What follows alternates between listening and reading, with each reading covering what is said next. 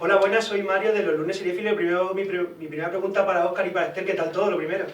Pues bien, encantados de estar aquí con la promoción, contentos, orgullosos y esperando al 10 de febrero que se estrene en Prime Video, pues para poder verlo bien y compartirlo con todo el Eso, mundo. con muchas ganas de verlo y de que lo vea el mundo. ¿Qué creéis en vuestra visión de espectadores y que entráis nuevo en esta nueva temporada? ¿Qué es lo que ha dado tan buen resultado a esta serie para que apuesten de nuevo por ella? A ver,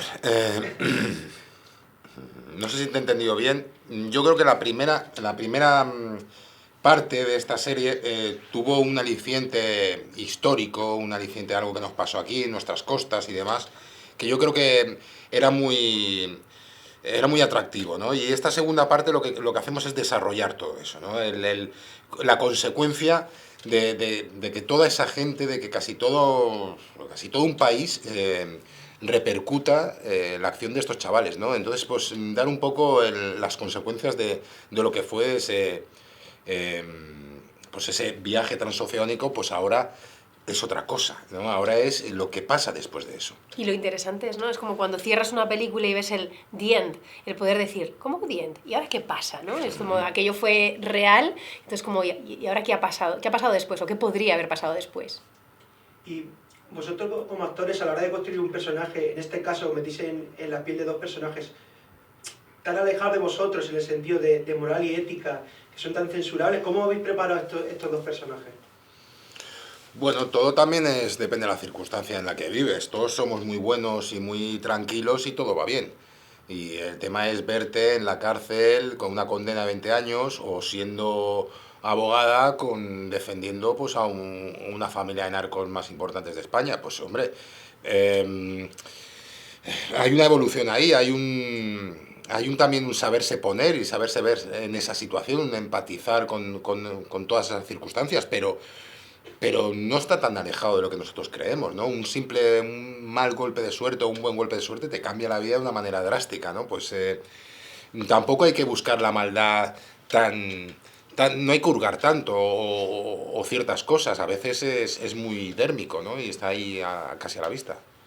Sí, muchas veces comentábamos que lo de lo bueno y lo malo es una cosa siempre muy relativo, ¿no? ¿Dónde están los límites entre lo moralmente correcto o incorrecto? O cómo incluso nosotros mismos, que tú nos ves alejados de los personajes, actuaríamos en según qué circunstancias, ¿no? Que a cualquiera de los que estamos en esta sala igual lo pones en la cárcel o lo pones en determinada situación y tendríamos que ver, ¿no? Cómo reacciona. Pero es divertido ponerse a uno mismo a través de unos personajes en esas situaciones que obviamente esas situaciones sí están alejadas de nuestra realidad.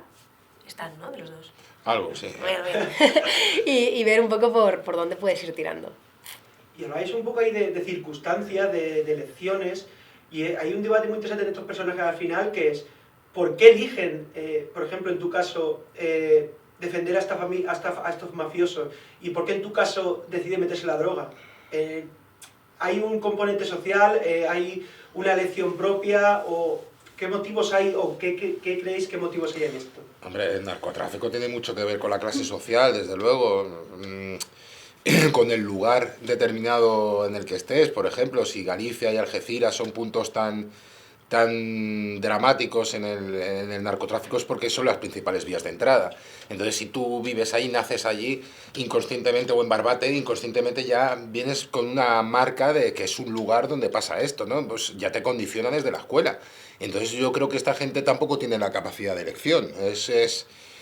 Es que el sistema está mal y crea estos pozos negros que acaban pues saliendo también. Entonces pues yo creo que no es una elección, no, muy pocas veces es una elección, es que te arrastra a las circunstancias, nadie quiere, creo, que quiera ser narcotraficante, ¿no? Es verdad que hay mucho del componente social en todo lo que somos y en todo lo que hacemos, y en función simplemente de dónde te ha tocado nacer, ya hay un porcentaje altísimo que te empuja hacia un lugar o hacia otro. Y luego entran obviamente muchas cosas ya personales o de tu entorno más cercano o circunstanciales incluso que te hacen tomar según qué decisiones y bueno, y en mi caso pues probablemente hay según que peleas verse movida por ambiciones, por lo que tiene en su familia más cercana, o al menos así he intentado yo construirlo, por lo que tiene, por lo que desea tener, por lo que le parece justo, por lo injusto que le puede parecer en un momento dado lo que hace la justicia propiamente dicha, y vas un poco navegando por esas aguas complicadas. Porque ella no es consciente realmente, por así decirlo, del peligro que se mueve por detrás, ¿no? Me supongo. Dices que no es consciente. Sí, o sí lo es. Yo creo que de alguna manera sí lo es, porque no es una tipa que no sea inteligente. Lo que pasa es que, como en todo, al final estamos moviéndonos en terrenos muy complicados, y creo que aunque sea consciente de todos los peligros que puede mover, pues sobre todo el tema del narcotráfico y lo delicado y peligroso que puede llegar a ser, creo que no se da cuenta hasta que le explota en la cara lo tremendamente peligroso que era donde se estaba metiendo. Y hablabas de inteligencia, y quería preguntar un poco a los dos, pero sobre todo a Óscar, que al final está metido ahí su personaje en la cárcel. ¿Es inteligente tu personaje? ¿Cómo se motiva o qué herramientas utiliza para, de alguna manera, sobrevivir ahí dentro? Hombre, yo creo que la base de Muro es el respeto, ¿no? Dentro de la cárcel. Yo creo que es un tipo muy temido por dónde viene y por lo que es capaz de hacer. Y yo creo que eso crea esa tranquilidad de Muro a la hora de elaborarlo. Lo dice siempre muy, muy unido a la lectura también, que tiene su tiempo para leer tranquilo, sin tener que estar vigilando. Es un tipo que no vigila, es un tipo que no corre, no le hace falta. Y yo creo que la lectura de Muro dentro de la cárcel es el poder, ¿no? Es el tipo con el que no te quieres meter, o con el que si te meten en la cárcel no querrías tener problemas, ¿no? Vuestros dos personajes, ya que están aquí juntos, ¿qué les unen? ¿Podríais decir qué les une a estos dos personajes? Porque yo creo que sí que hay un componente que les une, ¿no? Como la ambición. No sé qué pensáis vosotros que unen a vuestros dos personajes, por ejemplo. El narcotráfico. Sí. Yo creo que es el narcotráfico hace amigos muy, muy dispares, y también crea relaciones muy complicadas. Yo creo que... Alianzas muy extrañas de repente. Alianzas muy extrañas, exactamente. Y entonces, pues... yo creo que es una manera de explicar esto, ¿no? De cómo funciona el narcotráfico desde la calle hasta cómo las grandes instituciones o las carreras universitarias que hacen falta para manejar esto se venden en el mismo meollo, ¿no? Es la calle, es el poder, es el saber de la calle y el saber de la universidad. Es todo junto remando a favor del narcotráfico. Todo eso crea muchas situaciones, ¿no? Y vuestros dos personajes conocen a Nando, interactúan con él. Y quería preguntaros, ¿cómo ven vuestros dos personajes a Nando? Porque yo creo que Nando posiblemente sea uno de los grandes manipuladores, desde mi opinión, de esta segunda temporada. ¿Cómo ven vuestro personaje a Nando? A mí hay algo que me recuerda mucho de Slumdog Millionaire, de la película de Danny Boyle, que el final, ¿no? Que lo importante aquí es la calle. Lo importante en el narcotráfico es la calle. Entonces... yo creo que Nando muestra eso, ¿no? Muestra el sí, engaña muy bien. Y yo creo que para el narcotraficante o para el narcotráfico en general, el engañar es la base de esa industria, ¿no? Entonces, creo que mostramos a un Nando muy callejero, y creo que eso pues hace que caigan todos los demás, ¿no? Que incluso al mentiroso es al que es más fácil engañar. Y en realidad también es un pobre acorralado, o sea, quiero decir, está mintiendo porque es la manera de sobrevivir, pero es que él ha sido víctima un poco de toda su situación alrededor, entonces es la manera, ¿no? Yo hay muchas veces que lo veo como un poco un pobrete en la que te han metido, ¿sabes? Con lo que, como bueno, pues va engañando, parece que no, pero está sobreviviendo, ha aprendido a base de golpes que la manera de sobrevivir es esa. Y hablaba un poco al principio de la entrevista os deja caer un poco del miedo que pueden tener vuestros personajes. ¿Cuál sería el gran miedo al que se enfrentan estos dos personajes en esta segunda temporada? ¿O cuál creéis que es el miedo? Bueno, en el caso de Muro es su negocio. Lo único que le queda a él, después de haber perdido casi todos sus socios, es este nuevo negocio.